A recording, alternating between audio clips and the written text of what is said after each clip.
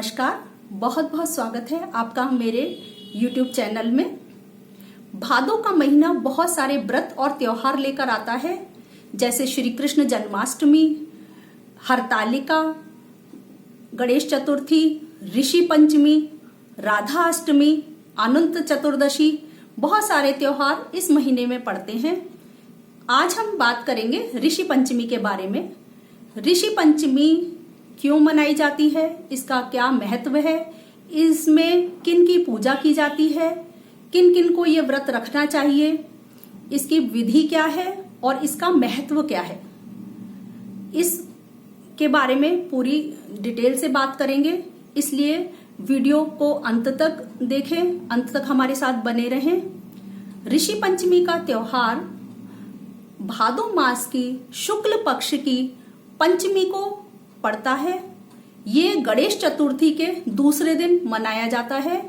इस वर्ष जो ऋषि पंचमी है वो 8 सितंबर 2024 को मनाई जाएगी। इस तिथि की शुरुआत 7 सितंबर को 5:37 से हो जाएगी और 8 सितंबर को तक पूरे शाम तक गणेश ऋषि पंचमी रहेगी। क्योंकि हर त्योहार उदया तिथि से मनाया जाता है, इसलिए ऋषि पंचमी का त्योहार इस वर्ष 8 सितंबर 2024 को मनाया जाएगा। ऋषि पंचमी में सप्त ऋषियों की पूजा होती है और अरुंधति माता की पूजा की जाती है। इस पूजा का शास्त्रों में विशेष महत्व है। वैसे तो इस पूजा और इस व्रत को कोई भी कर सकता है, लेकिन महिलाओं के लिए ये विशेष लाभ देने वाला व्रत होता है। कहा जाता है, शास्त्रों में ऐसी मान्यता है कि कोई भी मासिक धर्म वाली स्त्री यदि किसी पूजा पाठ में गलती से हिस्सा ले लेती है या पूजा पाठ की किसी सामग्री को हाथ लगा लेती है तो वो पाप की भागिनी बन जाती है। ऐसी स्त्रियों को रसोई घर में प्रवेश करना भी वर्जित माना जाता है। पुराने समय में कोई भी स्त्री जब मासिक धर्म से होती थी तो उसको 4 दिन के लिए अलग कमरा दे दिया जाता था। वो रसोई घर में प्रवेश नहीं कर सकती थी, पूजा घर में प्रवेश नहीं कर सकती थी या किसी भी पूजा की सामग्री को हाथ लगाना वर्जित माना जाता था। लेकिन वर्तमान समय में स्थितियां बदल गई हैं। पहले संयुक्त परिवार हुआ करते थे तो महिलाओं की इस तरह से बन जाती थी कि वो 4 दिन तक रसोई घर में प्रवेश ना करें या कोई भी ऐसा काम ना करें। लेकिन आजकल वर्तमान समय में एकल परिवार है तो ऐसा संभव नहीं होता है कि रसोई घर में प्रवेश ना करना पड़े। मजबूरी हो जाती है कि रसोई घर में काम करना ही पड़ता है। तो इन सभी पापों से मुक्त होने के लिए ये ऋषि पंचमी का व्रत किया जाता है।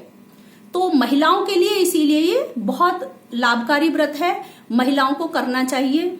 या तो ये जो छोटी कन्याएं होती हैं इस व्रत का आरंभ कर सकती हैं, जिनको अभी पीरियड स्टार्ट नहीं हुए हैं, मासिक धर्म स्टार्ट नहीं हुए हैं, तो वो इस व्रत को कर सकती हैं। जैसे 5 साल की उम्र में वो व्रत रह सकती हैं और 4-5 व्रत के बाद इस व्रत का उद्यापन करने का विधान है।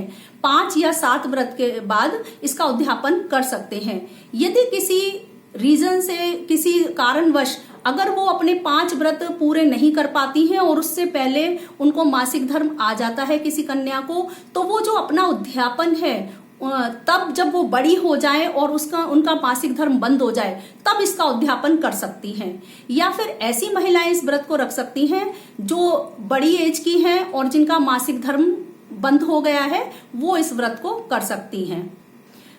पूजा विधि के लिए इसमें सुबह स्नान करके, और इसमें मंजन नहीं किया जाता है, इसमें दातुन का इस्तेमाल किया जाता है। दातुन करते हैं, स्वच्छ वस्त्र पहनकर एक लकड़ी की चौकी लेनी है और उस पर स्वास्तिक बनाना है। उसके ऊपर पीला वस्त्र बिछा सकते हैं और या तो मिट्टी से सप्त ऋषियों की स्थापना की जाती है या फिर सुपारी भी ले सकते हैं हम। सुपारी, 7 सुपारी सप्त ऋषियों की और एक अरुंधति माता को रख सकते हैं, उनकी स्थापना कर सकते हैं।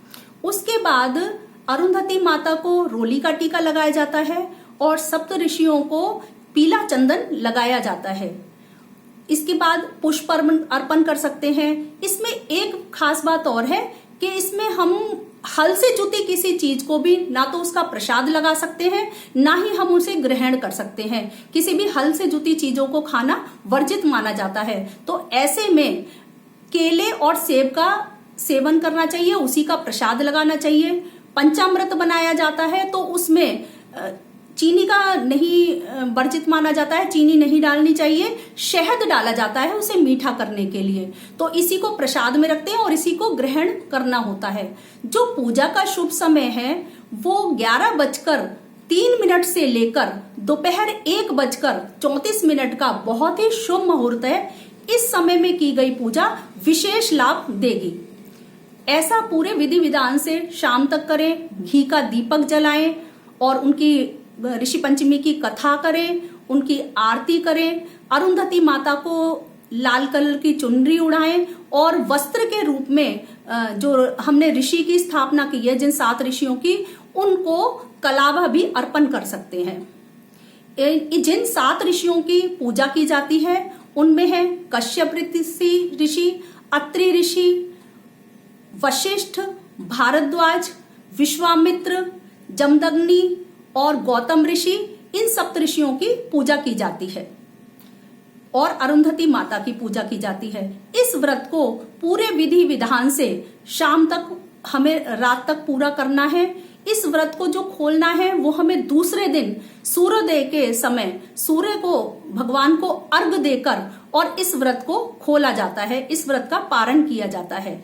इस व्रत को रखने से पापों का नाश होता है, हर पाप से मुक्ति मिलती है। इसलिए इस व्रत का विशेष महत्व है। इसलिए जो